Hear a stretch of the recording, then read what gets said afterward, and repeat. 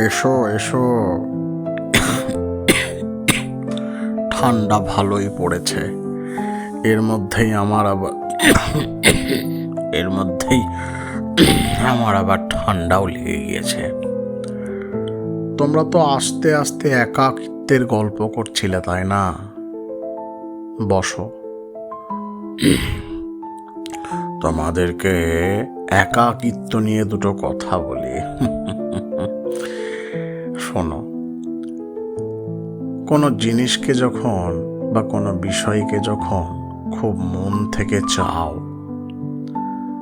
বা খুব ভাবো যে সেইটা তোমাকে পেতে হবেই, কিন্তু না পেতে পেতে একদিন সেটা পাওয়ার ইচ্ছে থাকে না। নীরবতা মানুষকে গিলে খায়। বুকের মধ্যে জমা কথারা একদিন সেই বুককে শূন্য করে দেয়। যে সম্পর্কে যত কম কথা হয় সেটা ততটাই ফ্যাকাশে হয়ে যায়, বুঝলে? অনেকদিন পর আর কিছুই খুঁজে পাওয়া যায় না।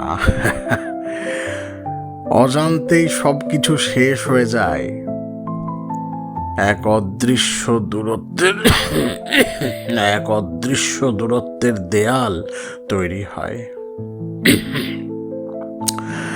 তারপর সেটা অতিক্রম করা ভীষণ কঠিন হয়ে পড়ে।